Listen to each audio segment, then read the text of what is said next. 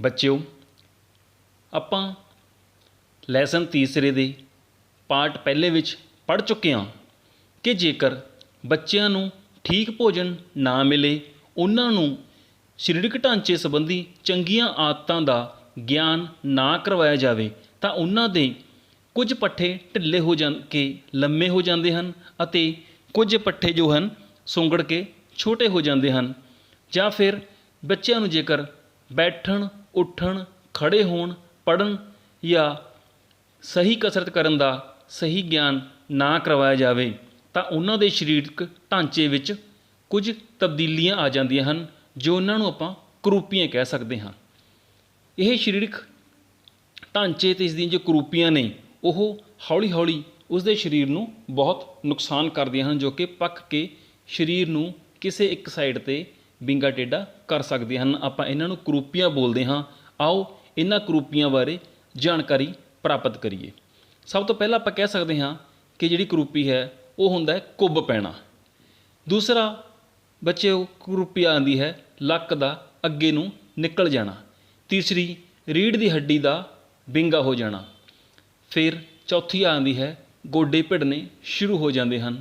ਅਗਲਾ ਹੈ ਬੱਚਿਆਂ ਦਾ ਕਈ ਵਾਰੀ ਪੈਰ ਜੋ ਹੈ ਉਹ ਝਪਟਾ ਹੋ ਜਾਂਦਾ ਹੈ। ਨੈਕਸਟ ਆ ਜਾਂਦੀ ਹੈ ਕਈਆਂ ਦੀ ਦਬੀ ਹੋਈ ਕਬੂਤਰ ਵਰਗੀ ਅਤੇ ਚਪਟੀ ਛਾਤੀ ਹੋ ਜਾਂਦੀ ਹੈ। ਜਾਂ ਫਿਰ ਇੱਕ ਕੁਰੂਪੀ ਹੈ ਕਿ ਧੌਣ ਜੋ ਹੈ, ਗਰਦਨ ਜੋ ਹੈ ਉਹ ਵਿੰਗੀ ਹੋ ਜਾਂਦੀ ਹੈ। ਬੱਚਿਓ, ਆਓ ਅਸੀਂ ਹੁਣ ਇਹਨਾਂ ਬਾਰੇ ਡਿਟੇਲ ਦੇ ਵਿੱਚ ਜਾਣਕਾਰੀ ਪ੍ਰਾਪਤ ਕਰਦੇ ਹਾਂ। ਸਾਡੀ ਪਹਿਲੀ ਕੁਰੂਪੀ ਆ ਜਾਂਦੀ ਹੈ ਕੁੱਬ ਪੈਣਾ। ਰੀੜ੍ਹ ਦੀ ਹੱਡੀ ਦੇ ਕਰੂਪ ਹੋ ਜਾਣ ਨਾਲ ਪਿੱਠ ਵਿੱਚ ਕੁੱਬ ਪੈ ਜਾਂਦਾ ਹੈ। ਪਿੱਠ ਤੇ ਧੌਣ ਦੇ ਪੱਠੇ ਢਿੱਲੇ ਪੈ ਕੇ ਲੰਮੇ ਹੋ ਜਾਂਦੇ ਹਨ ਅਤੇ ਛਾਤੀ ਦੇ ਪੱਠੇ ਸੁੰਗੜ ਕੇ ਛੋਟੇ ਹੋ ਜਾਂਦੇ ਹਨ। ਇਸ ਸਥਿਤੀ ਵਿੱਚ ਧੌਣ ਅੱਗੇ ਨੂੰ ਨਿਕਲ ਜਾਂਦੀ ਹੈ ਅਤੇ ਸਿਰ ਅੱਗੇ ਨੂੰ ਝੁਕਿਆ ਹੋਇਆ ਦਿਖਾਈ ਦਿੰਦਾ ਹੈ। ਰੀੜ੍ਹ ਦੀ ਹੱਡੀ ਪਿੱਠ ਤੋਂ ਪਿੱਛੇ ਵੱਲ ਨੂੰ ਨਿਕਲ ਜਾਂਦੀ ਹੈ, ਜਿਵੇਂ ਕਿ ਤਸਵੀਰ ਵਿੱਚ ਤੁਸੀਂ ਦੇਖ ਸਕਦੇ ਹੋ, ਅਤੇ ਮੋਢੇ ਥੋੜ੍ਹੇ ਅੱਗੇ ਨੂੰ ਘੁੰਮ ਜਾਂਦੇ ਹਨ। ਗੋਡੇ ਥੋੜ੍ਹਾ ਅੱਗੇ ਨੂੰ ਝੁਕ ਜਾਂਦੇ ਹਨ ਅਤੇ ਪੈਰ ਬਾਹਰ ਨੂੰ ਮੁੜ ਜਾਂਦੇ ਹਨ। ਬੱਚਿਓ, ਇਸ ਦਾ ਕਾਰਨ ਕੀ ਹੈ? ਇਹ ਕੁਰੂਪੀ ਕਿਉਂ ਪੈਦਾ ਹੁੰਦੀ ਹੈ? ਸਭ ਤੋਂ ਪਹਿਲਾਂ ਆ ਜਾਂਦਾ ਹੈ ਕਿ ਅੱਖਾਂ ਦੀ ਨਿਗਾਹ ਦਾ ਕਮਜ਼ੋਰ ਹੋ ਜਾਣਾ। ਜੇਕਰ ਬੱਚਿਆਂ ਦੀ ਨਿਗਾਹ ਕਮਜ਼ੋਰ ਹੋ ਜਾਂਦੀ ਹੈ ਤਾਂ ਉਹ ਨੇੜੇ ਹੋ ਕੇ ਝੁਕ ਕੇ ਪੜ੍ਹਨ ਦੀ ਕੋਸ਼ਿਸ਼ ਕਰਦੇ ਹਨ ਅਤੇ ਹੌਲੀ ਹੌਲੀ ਪਿੱਠ ਦੇ ਵਿੱਚ ਇਹ ਕੁਰੂਪੀ, ਇਹ ਡਿਸਆਰਡਰ ਪੈਦਾ ਹੋ ਜਾਂਦਾ ਹੈ। ਅਗਲਾ ਅਸੀਂ ਕਹਿ ਸਕਦੇ ਹਾਂ ਕਿ ਕਈ ਵਾਰ ਬੱਚੇ ਕੀ ਹੈ ਘੱਟ ਰੌਸ਼ਨੀ ਨਾਲ ਅੱਗੇ ਝੁਕ ਕੇ ਪੜ੍ਹਦੇ ਹਨ, ਜਿਸ ਨਾਲ ਕਿ ਪਿੱਠ ਵਿੱਚ ਬਲ ਪਿਆ ਰਹਿੰਦਾ ਹੈ। ਹੌਲੀ ਹੌਲੀ ਇਹ ਬਲ ਜੋ ਹੈ ਪੱਕਾ ਹੋ ਜਾਂਦਾ ਹੈ ਅਤੇ ਰੀੜ੍ਹ ਦੀ ਹੱਡੀ ਪਿੱਛੇ ਨੂੰ ਝੁਕ ਜਾਂਦੀ ਹੈ। ਅਗਲਾ ਅਸੀਂ ਕਹਿ ਸਕਦੇ ਹਾਂ ਕਿ ਬੈਠਣ ਲਈ ਢੁਕਵੇਂ ਫਰਨੀਚਰ ਦਾ ਨਾ ਹੋਣਾ ਜਾਂ ਫਿਰ ਗਲਤ ਤਰੀਕੇ ਨਾਲ ਬੈਠ ਕੇ ਪੜ੍ਹਨਾ, ਜਿਵੇਂ ਕਿ ਤੁਸੀਂ ਪਿਕਚਰ ਵਿੱਚ ਬੱਚਾ ਦੇਖ ਰਹੇ ਹੋ ਕਿ ਸਹੀ ਤਰੀਕੇ ਨਾਲ ਬੈਠਾ ਨਹੀਂ ਪੜ੍ਹ ਰਿਹਾ। ਅਗਲਾ ਅਸੀਂ ਕਹਿ ਸਕਦੇ ਹਾਂ ਕਿ ਤੰਗ ਅਤੇ ਗਲਤ ਢੰਗ ਦੇ ਕੱਪੜੇ ਪਾਉਣਾ। ਜੇਕਰ ਅਸੀਂ ਸਹੀ ਤਰੀਕੇ ਦੇ ਕੱਪੜੇ ਨਹੀਂ ਪਾਵਾਂਗੇ ਤਾਂ ਸਾਡਾ ਸਰੀਰ ਸਹੀ ਖੁੱਲ੍ਹੂਗਾ ਨਹੀਂ, ਤਾਂ ਸਾਨੂੰ ਔਖ ਮਹਿਸੂਸ ਹੋਊਗੀ, ਜੋ ਕਿ ਹੌਲੀ ਹੌਲੀ ਸਾਨੂੰ ਕਿਸੇ ਪਾਸੇ ਸਾਡੀ ਕੁਰੂਪੀ ਪੈਦਾ ਕਰ ਸਕਦੀ ਹੈ। ਫਿਰ ਅਸੀਂ ਕਹਿ ਸਕਦੇ ਹਾਂ ਸਰੀਰ ਦਾ ਬਹੁਤ ਤੇਜ਼ੀ ਨਾਲ ਵੱਧ ਜਾਣਾ। ਕਈ ਵਾਰ ਕੀ ਹੈ ਕਿ ਸਰੀਰ ਇੱਕਦਮ ਤੇਜ਼ੀ ਨਾਲ ਵੱਧ ਜਾਂਦਾ ਹੈ ਔਰ ਜ਼ਿਆਦਾ ਲੰਮਾ ਹੋਣ ਕਰਕੇ ਉਹ ਸਹੀ ਤਰੀਕੇ ਦਾ ਰੂਪ ਨਹੀਂ ਲੈ ਪਾਉਂਦਾ ਅਤੇ ਕੋਈ ਨਾ ਕੋਈ ਸਰੀਰ ਵਿੱਚ ਜੋ ਹੈ ਸਾਡੀ ਕੁਰੂਪੀ ਪੈਦਾ ਹੋ ਜਾਂਦੀ ਹੈ। ਕਈ ਵਾਰ ਕੀ ਹੁੰਦਾ ਹੈ ਕਿ ਲੜਕੀਆਂ ਜੋ ਨੇ ਉਹ ਜਦੋਂ ਮੁਟਿਆਰ ਹੁੰਦੀਆਂ ਹਨ ਉਹ ਸ਼ਰਮਾਉਣਾ ਸ਼ੁਰੂ ਕਰ ਦਿੰਦੀਆਂ ਹਨ। ਸ਼ਰਮਾ ਕੇ ਉਹ ਝੁਕਦੀਆਂ ਹਨ, ਜੋ ਕਿ ਉਹਨਾਂ ਦੀ ਜਿਹੜੀ ਝੁਕਣ ਦੀ ਆਦਤ ਹੈ ਹੌਲੀ ਹੌਲੀ ਪੱਕ ਜਾਂਦੀ ਹੈ ਅਤੇ ਉਹਨਾਂ ਦੇ ਵਿੱਚ ਇੱਕ ਜੋ ਕੁਰੂਪੀ ਪੈਦਾ ਹੋ ਜਾਂਦੀ ਹੈ, ਜਿਸ ਨਾਲ ਕਿ ਪਿੱਠ ਦੀ ਜੋ ਉਹ ਬਲ ਹੈ ਜਾਂ ਅਸੀਂ ਜਿਸ ਨੂੰ ਕਹਿੰਦੇ ਹਾਂ ਕਿ ਕੁੱਬ ਪੈਣਾ ਸ਼ੁਰੂ ਹੋ ਜਾਂਦਾ ਹੈ। ਜਾਂ ਫਿਰ ਲੋੜ ਤੋਂ ਜ਼ਿਆਦਾ ਝੁਕ ਕੇ ਕੰਮ ਕਰਨ ਦੀ ਆਦਤ। ਕਈ ਵਾਰੀ ਕੰਪਿਊਟਰ 'ਤੇ ਜਾਂ ਫਿਰ ਪੜ੍ਹਨ ਦਾ ਕੰਮ ਹੁੰਦਾ ਹੈ ਕਿ ਬੰਦਾ ਝੁਕ ਕੇ ਕੰਮ ਕਰਦਾ ਹੈ, ਜਿਸ ਨਾਲ ਕਿ ਪਿੱਠ ਦੇ ਵਿੱਚ ਇਸ ਤਰ੍ਹਾਂ ਦੀ ਕੁਰੂਪੀ ਪੈਦਾ ਹੋ ਜਾਂਦੀ ਹੈ। ਜਾਂ ਅਸੀਂ ਕਹਿ ਸਕਦੇ ਹਾਂ ਕਿ ਕਈ ਧੰਦੇ, ਜਿਵੇਂ ਤਰਖਾਣ ਦਾ ਹੋ ਗਿਆ, ਆਰਾ ਖਿੱਚਣਾ ਹੋ ਗਿਆ, ਮਾਲੀ ਦੀ ਗੋਡੀ ਕਰਨਾ ਹੋ ਗਿਆ, ਦਫ਼ਤਰ ਵਿੱਚ ਫਾਈਲਾਂ 'ਤੇ ਅੱਖਾਂ ਟਿਕਾਈ ਰੱਖਣਾ ਹੋ ਗਿਆ, ਦਰਜੀ ਦੇ ਕੱਪੜੇ ਸਿਉਣਾ ਆਦਿ ਜਿਹੜੇ ਕੰਮ ਨੇ, ਅਜਿਹੇ ਕੰਮਾਂ ਨਾਲ ਵੀ ਝੁੱਕ ਕੇ ਕੰਮ ਕਰਨ ਕਰਕੇ ਹੌਲੀ ਹੌਲੀ ਇਹ ਕੁਰੂਪੀ ਪੈਦਾ ਹੋ ਸਕਦੀ ਹੈ। ਅੱਗੇ ਅਸੀਂ ਕਹਿ ਸਕਦੇ ਹਾਂ ਕਿ ਕਈ ਵਾਰੀ ਕੀ ਹੈ ਲੰਮੀ ਬਿਮਾਰੀ ਕਾਰਨ ਬੰਦਾ ਕਈ ਵਾਰੀ ਬਿਸਤਰ 'ਤੇ ਬਹੁਤ ਸਮਾਂ ਪਿਆ ਰਹਿੰਦਾ ਹੈ, ਜਿਸ ਨਾਲ ਕਿ ਉਸ ਵਿੱਚ ਵੀ ਇਹ ਕੁਰੂਪੀ ਪੈਦਾ ਹੋ ਸਕਦੀ ਹੈ। ਹੁਣ ਅਸੀਂ ਗੱਲ ਕਰਦੇ ਹਾਂ ਕਿ ਜੇਕਰ ਅਜਿਹੀ ਕੁਰੂਪੀ ਪੈਦਾ ਹੋ ਜਾਂਦੀ ਹੈ ਤਾਂ ਅਸੀਂ ਇਸ ਕੁਰੂਪੀ ਨੂੰ ਕਿਵੇਂ ਠੀਕ ਕਰ ਸਕਦੇ ਹਾਂ, ਕੀ ਐਕਸਰਸਾਈਜ਼ਸ ਹਨ। ਬੱਚਿਓ, ਪਿੱਠ ਦੇ ਵਿੱਚ ਜੋ ਕੁਰੂਪੀ ਪੈਦਾ ਹੁੰਦੀ ਹੈ, ਆਪਾਂ ਉਸ ਨੂੰ ਠੀਕ ਕਰਨ ਲਈ ਸਭ ਤੋਂ ਪਹਿਲਾਂ ਕਰ ਸਕਦੇ ਹਾਂ ਕਿ ਬੈਠਣ ਉੱਠਣ ਤੁਰਨ ਸਮੇਂ ਠੋਡੀ ਉੱਪਰ ਵੱਲ, ਛਾਤੀ ਅੱਗੇ ਨੂੰ ਅਤੇ ਸਿਰ ਸਿੱਧਾ ਹੋਣਾ ਚਾਹੀਦਾ ਹੈ। ਜਿਵੇਂ ਕਿ ਇਸ ਪਿਕਚਰ ਵਿੱਚ ਤੁਸੀਂ ਦੇਖ ਸਕਦੇ ਹੋ। ਤਾਂ ਜੇਕਰ ਅਸੀਂ ਅਜਿਹਾ ਪੋਸਚਰ ਬਣਾ ਕੇ ਰੱਖਦੇ ਹਾਂ ਤਾਂ ਸਾਡਾ ਜਿਹੜਾ ਪੋਸਚਰ ਹੈ ਉਹ ਖਰਾਬ ਨਹੀਂ ਹੋਏਗਾ, ਕੁਰੂਪੀ ਪੈਦਾ ਨਹੀਂ ਹੋਏਗੀ। ਦੂਸਰਾ ਅਸੀਂ ਕਹਿ ਸਕਦੇ ਹਾਂ ਇਹਨੂੰ ਠੀਕ ਕਰਨ ਵਾਸਤੇ ਕੁਰਸੀ ਉੱਤੇ ਬੈਠ ਕੇ ਆਪਣੀਆਂ ਜੋ ਬਾਹਾਂ ਨੇ ਉਸ ਨੂੰ ਪਿੱਛੇ ਵੱਲ ਨੂੰ ਮੋੜ ਕੇ ਸਾਨੂੰ ਕੰਘੀ ਪਾ ਲੈਣੀ ਚਾਹੀਦੀ ਹੈ। ਅਜਿਹਾ ਕਰਨ ਨਾਲ ਪਿੱਛੇ ਨੂੰ ਮੋਢੇ ਖਿੱਚ ਜਾਂਦੇ ਹਨ ਔਰ ਸਾਡੇ ਜੋਕਰ ਪਿੱਠ ਹੈ ਉਹ ਬਿਲਕੁਲ ਠੀਕ ਰਹਿੰਦੀ ਹੈ, ਸਾਡੇ ਵਿੱਚ ਇਹ ਇਸ ਤਰ੍ਹਾਂ ਦੀ ਕੁਰੂਪੀ ਪੈਦਾ ਨਹੀਂ ਹੁੰਦੀ ਹੈ। ਫਿਰ ਅਸੀਂ ਕਹਿ ਸਕਦੇ ਹਾਂ ਕਿ ਜੇਕਰ ਕੁਰੂਪੀ ਪੈਦਾ ਹੋ ਜੇ ਤਾਂ ਉਸ ਨੂੰ ਠੀਕ ਕਰਨ ਲਈ ਪਿੱਠ ਥੱਲੇ ਸਰਾਣਾ ਰੱਖ ਕੇ ਸਾਨੂੰ ਲੇਟਣਾ ਚਾਹੀਦਾ ਹੈ। ਇਸ ਨਾਲ ਵੀ ਕੀ ਹੈ, ਸਾਡਾ ਜੋ ਇਹ ਕੁੱਬ ਹੈ ਉਹ ਠੀਕ ਰਹਿੰਦਾ ਹੈ, ਨਹੀਂ ਪੈਂਦਾ। ਮਤਲਬ ਇੱਕ ਕੋਨੇ 'ਤੇ ਖੜ੍ਹੇ ਹੋ ਕੇ ਦੋਹਾਂ ਕੰਧਾਂ ਨਾਲ ਮਿਲ ਕੇ ਦੋਹਾਂ ਹੱਥਾਂ ਨੂੰ ਇੱਕ ਹੱਥ ਲਾ ਕੇ ਸਰੀਰ ਦੇ ਭਾਰ ਨਾਲ ਵਾਰੀ-ਵਾਰੀ ਇੱਕ ਬਾਂਹ ਨੂੰ ਕੂਹਣੀ ਤੋਂ ਝੁਕਾਉਣਾ ਅਤੇ ਸਿੱਧਾ ਕਰਨਾ ਚਾਹੀਦਾ ਹੈ, ਜਿਸ ਨਾਲ ਕਿ ਤੁਸੀਂ ਜਿਵੇਂ ਪਿਕਚਰ ਵਿੱਚ ਦੇਖ ਸਕਦੇ ਹੋ ਪਿੱਠ 'ਤੇ ਭਾਰ ਪੈਂਦਾ ਹੈ ਔਰ ਪਿੱਠ ਜੋ ਹੈ ਆਪਣੇ ਸਹੀ ਪੋਸਚਰ ਵਿੱਚ ਆ ਜਾਂਦੀ ਹੈ।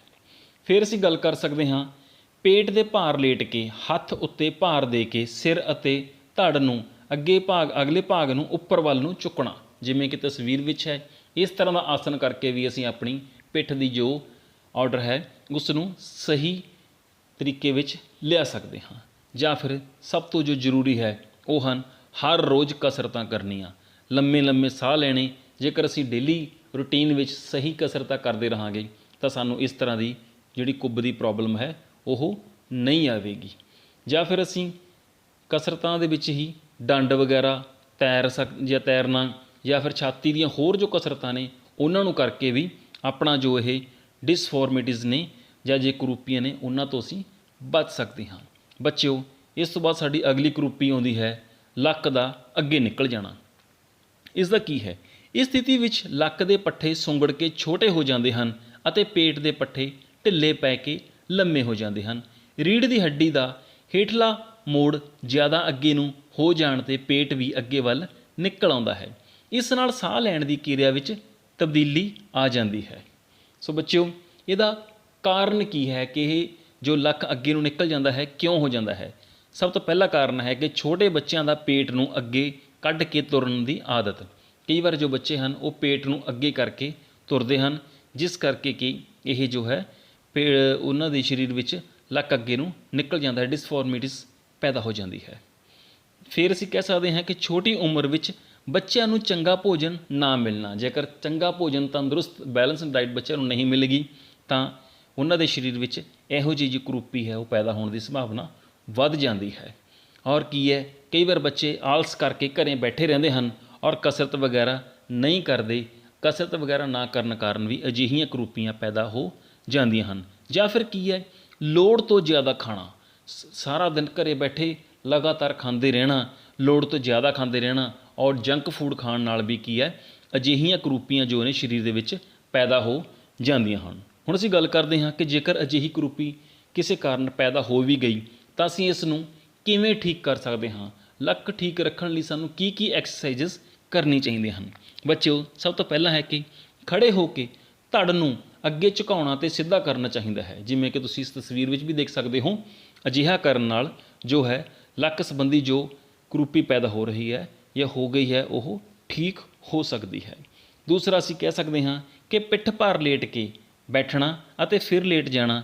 ਇਸ ਕਸਰਤ ਵਿੱਚ ਬੈਠਣ ਸਮੇਂ ਗੋਡਿਆਂ ਨੂੰ ਥੋੜ੍ਹਾ ਸਾ ਝੁਕਾ ਲੈਣਾ ਚਾਹੀਦਾ ਹੈ। ਇਸ ਨਾਲ ਵੀ ਜੋ ਸਾਡੀ ਲੱਕ ਸੰਬੰਧੀ ਜੋ ਕੁਰੂਪੀ ਪੈਦਾ ਹੋਈ ਹੈ ਉਹ ਠੀਕ ਹੋਣ ਦੀ ਸੰਭਾਵਨਾ ਪੂਰੀ ਵੱਧ ਜਾਂਦੀ ਹੈ। ਅੱਗੇ ਅਸੀਂ ਗੱਲ ਕਰਦੇ ਹਾਂ ਕਿ ਪਿੱਠ ਭਾਰ ਲੇਟ ਕੇ ਸਰੀਰ ਦੇ ਸਿਰ ਵਾਲੇ ਅਤੇ ਲੱਤਾਂ ਵਾਲੇ ਪਾਸੇ ਨੂੰ ਵਾਰੀ-ਵਾਰੀ ਨੂੰ ਉੱਪਰ ਨੂੰ ਝੁਕਣਾ। ਜਿਵੇਂ ਕਿ ਦੇਖ ਸਕਦੇ ਹੋ ਪਿਕਚਰ ਵਿੱਚ, ਇੱਕ ਵਾਰ ਲੱਤਾਂ ਅਤੇ ਇੱਕ ਵਾਰ ਉੱਪਰਲੀ ਬਾਹਾਂ ਦੀ ਬੋਡੀ ਜਿਹੜੀ ਉੱਪਰ ਧੜ ਹੈ ਉਸ ਨੂੰ ਉੱਪਰ ਲੈ ਕੇ ਆਉਣ ਨਾਲ ਵੀ ਅਸੀਂ ਅਜਿਹੀ ਐਕਸਰਸਾਈਜ਼ ਨਾਲ ਆਪਣੀ ਜੋ ਇਹ ਲੱਕ ਸੰਬੰਧੀ ਕੁਰੂਪੀ ਹੈ ਠੀਕ ਕਰ ਸਕਦੇ ਹਾਂ। ਸਭ ਤੋਂ ਜ਼ਰੂਰੀ ਹੈ ਇਸ ਦੇ ਵਿੱਚ ਹਲ ਆਸਣ। ਜੇਕਰ ਅਸੀਂ ਹਲ ਆਸਣ ਪ੍ਰੋਪਰ ਸਹੀ ਤਰੀਕੇ ਨਾਲ ਵੀ ਕਰਦੇ ਰਹਾਂਗੇ ਤਾਂ ਸਾਡੇ ਸਰੀਰ ਵਿੱਚ ਅਜਿਹੀ ਜੋ ਕੁਰੂਪੀ ਹੈ ਲੱਕ ਵਾਲੀ ਉਹ ਨਹੀਂ ਪੈਦਾ ਹੋਵੇਗੀ। ਸੋ ਬੱਚਿਓ, ਅੱਗੇ ਅਸੀਂ ਗੱਲ ਕਰਦੇ ਹਾਂ ਕਿ ਰੀੜ੍ਹ ਦੀ ਹੱਡੀ ਦਾ ਵਿੰਗਾ ਹੋ ਜਾਣਾ। ਇਸ ਦਾ ਕੀ ਕਾਰਨ ਹੈ? ਕਈ ਵਾਰ ਕੀ ਹੈ, ਸਰੀਰ ਦੇ ਇੱਕ ਪਾਸੇ ਨੂੰ ਜ਼ਿਆਦਾ ਝੁਕਾਈ ਰੱਖਣ ਨਾਲ ਰੀੜ੍ਹ ਦੀ ਹੱਡੀ ਦੇ ਇੱਕ ਪਾਸੇ ਦੇ ਪੱਠੇ ਢਿੱਲੇ ਪੈ ਕੇ ਕਮਜ਼ੋਰ ਹੋ ਜਾਂਦੇ ਹਨ ਅਤੇ ਦੂਜੇ ਪਾਸੇ ਦੇ ਪੱਠੇ ਸਖਤ ਹੋ ਕੇ ਛੋਟੇ ਹੋ ਜਾਂਦੇ ਹਨ। ਇਸ ਨਾਲ ਰੀੜ੍ਹ ਦੀ ਹੱਡੀ ਇੱਕ ਪਾਸੇ ਨੂੰ ਧਨੁੱਖ ਭਾਵ ਕਿ ਤੀਰ ਕਮਾਨ ਦੇ ਵਾਂਗ ਜਾਂ ਅੰਗਰੇਜ਼ੀ ਦੇ ਸ਼ਬਦ ਸੀ ਦੇ ਸ਼ਕਲ ਵਰਗੀ ਹੋ ਜਾਂਦੀ ਹੈ। ਇਸ ਦਾ ਕਾਰਨ ਕੀ ਹੈ? ਇਹ ਇਸ ਤਰ੍ਹਾਂ ਕਿਉਂ ਹੋ ਜਾਂਦੀ ਹੈ? ਆਓ ਗੱਲ ਕਰਦੇ ਹਾਂ।